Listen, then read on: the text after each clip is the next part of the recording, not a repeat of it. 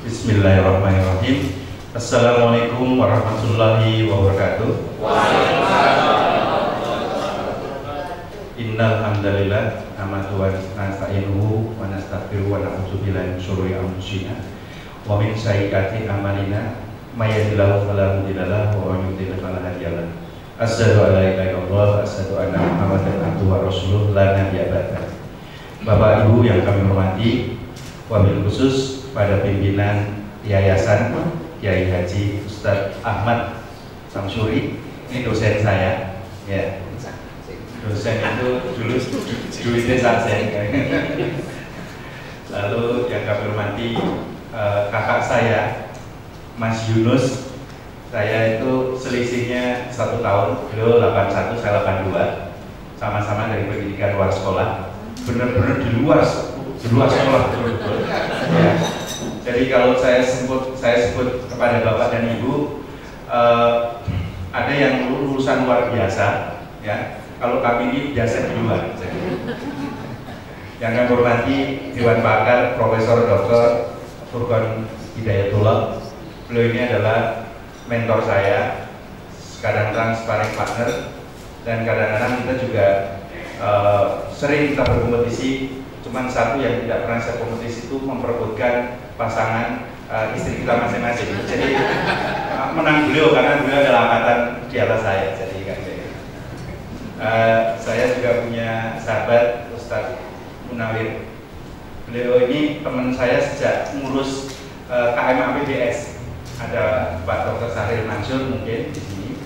Jadi ciri-ciri orang yang tidak punya itu biasa ngurus beasiswa. Itu ya. Ya, orang yang ngurus beasiswa biasanya malah nggak punya kan, yang karena beasiswa dari orang tuanya itu nggak cukup kan. Ya, jadi dulu kita ngurus, kemudian bikin IPI dan sebagainya. Cuman saya sama Pak Ustadz Munawir ini tidak pernah berbeda pendapat, tapi beda pendapatan dia kan. Setiap kita ketemu di pesawat, mana kartu namanya, karena memang saya maintain yang namanya CV itu saya maintain dari pernah kerja di SCTV, di Toshiba dan sebagainya. Jadi kalau karena saya pernah kerja di SCTV, saya masih bisa bantu siapapun masuk di acara TV, tapi jangan masuk di acara buzzer, ya kan gitu kan. Kasihan nanti, nanti enggak ada. Marilah sholawat serta salam kita haturkan pada junjungan Nabi besar Muhammad SAW. Semoga kita mendapatkan syafaat insyaallah di akhir nanti. Amin. Saya sambil nunggu Pak Pantulis, karena di Amerika itu siapapun yang memberikan materi itu biasa pakai papan tulis, spidol dan sebagainya. Moga-moga di Amerika juga seperti itu. Ya, Amerika dan Amerika. Bapak Ibu, apa kabar semuanya? Nah, bagus, alhamdulillah luar biasa. Cuma di sini saya melihatnya, nanti kita akan kupas lebih dalam. Oh ya, apa ada Pak Ketua Dewan Pengawas, Ustaz siapa? Dr. Nafron. Dr. Nafron kasih. Ya, senior itu, cuman saya nggak suka ngomong senior itu, karena senior itu bisa dikonotasikan seneng istri orang. Jadi senior itu yang pokoknya orang tua. Ya, Bapak Ibu,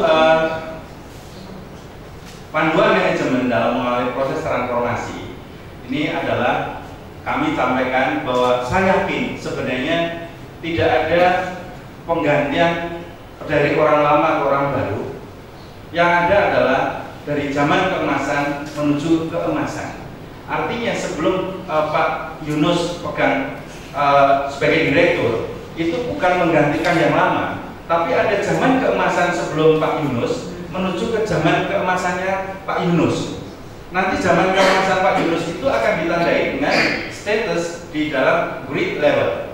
Nah, insya Allah hari ini moga-moga kita apa sih grid, apa sih good dan sebagainya. Karena di Jakarta banyak suku dan sebagainya. Itu makanan suku kan. Nah, nanti kita akan berbicara dua hal. Makanya karena banyak orang mengatakan bahwa kalau from good to great, good is the enemy of great. Kalau Anda lihat nanti di display picture-nya Pak Ustadz Arkan, di sana ada judulnya good is the enemy of great. Punya PIN BB-nya Pak Arkan nggak? Nggak punya ya? Saya yakin bukan karena Anda nggak suka display picture, mungkin Anda nggak punya BB barangkali kan? Nggak masalah, nggak masalah. Tetapi saya mengatakan begini, Anda punya BB, ya, punya BB atau punya handphone apapun namanya. Siapapun sekarang tidak ada yang tidak pernah punya handphone, ya. Ibu punya handphone kan? Nah, feature daripada handphone ini berapa? Feature-nya banyak, 40, 50, 30 feature-nya, bisa buat macam-macam kan? Tapi yang Anda hidupkan dalam satu hari itu berapa kira-kira? SMS, telepon, mungkin miss call tambahnya, miss call, ya, atau kemudian Facebook dan sebagainya, Facebook, ya. Jadi kalau lagi makan malam-malam, ya, makan malam-malam di Facebook di display picture lagi dugem nih, kan ya, padahal lagi makan aja lagi dugem. Begitu ada foto KTP, untuk KTP kan sekarang di KTP kan di display picture sesi pemotretan, wah dipikir kayak artis lagi sesi pemotretan.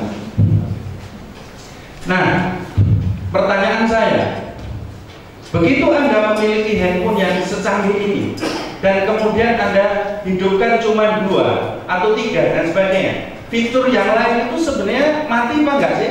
Iya. Rusak atau berfungsi atau enggak sebenarnya? Berfungsi. Nah, sebenarnya ya ngadepnya ke sana ya, harusnya ke sana. Ya. Oke. Enggak. Gini. Oke. Besok lagi kalau saya memberi materi kertasnya minimal 10 ya.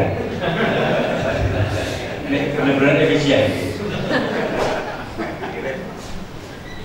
Ya.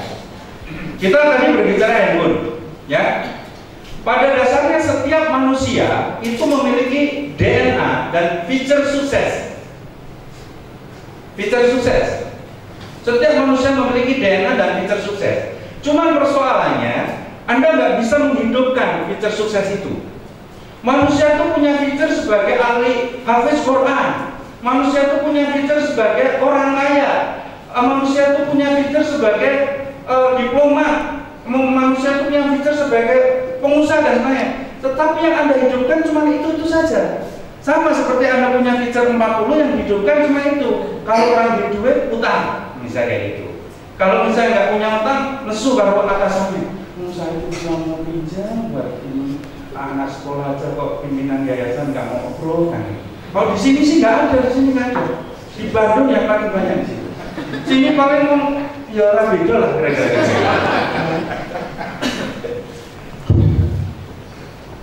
Jadi kebanyakan Anda bisa bayangkan seperti Rasulullah yang memiliki fitur yang luar biasa. Bisa ini, bisa itu sebagai ahli siasat perang dan itu sebenarnya fitur itu adalah semua manusia punya. Hanya Anda tidak mampu menghidupkan fitur itu. Artinya sebenarnya begini. Ya,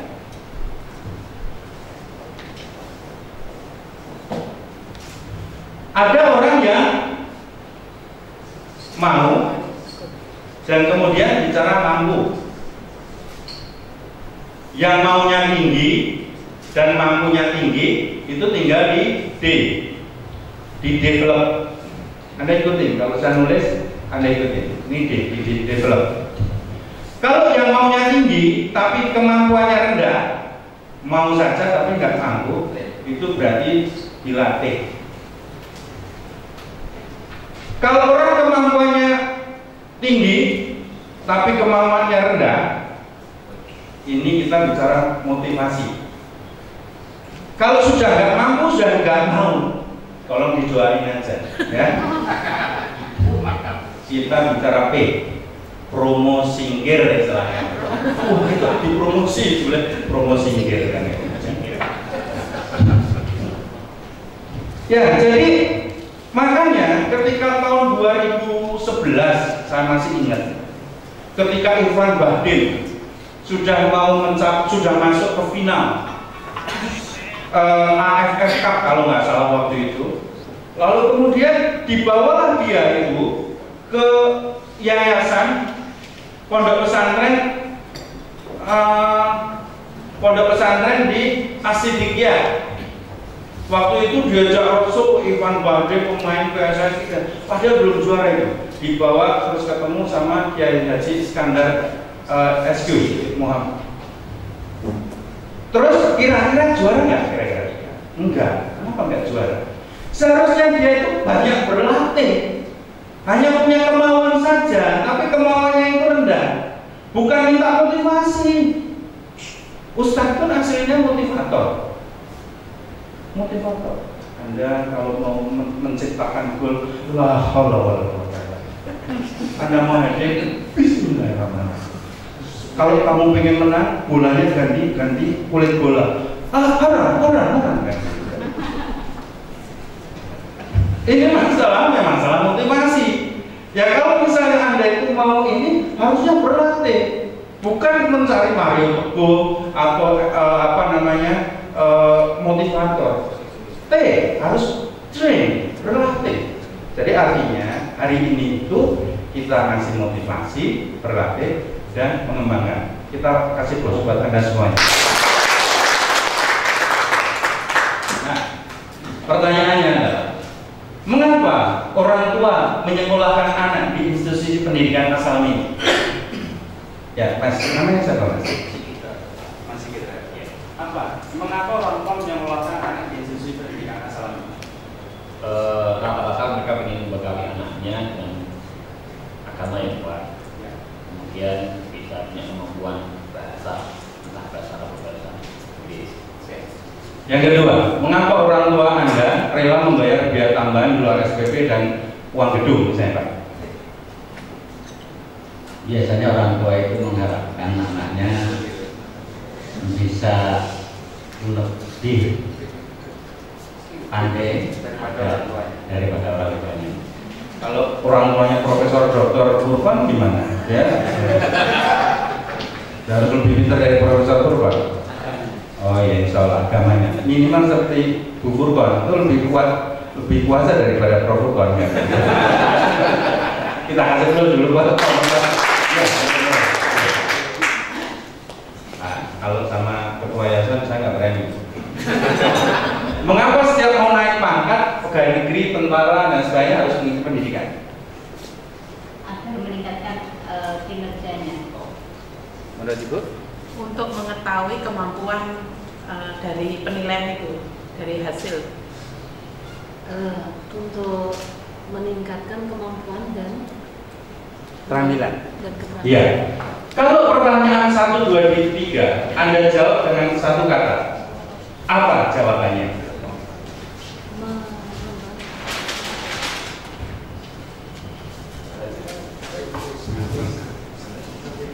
Jawabannya cuma satu kata, sukses. Mengapa orang tua menyekolahkan di sini? Karena ingin sukses. Mengapa orang tua rela membayar tambahan biaya servis-servisan dan sebagainya? Ujung-ujungnya pengen sukses. Lalu mengapa setiap mau naik pangkat dan seterusnya harus mengikuti pendidikan? Karena pengen sukses.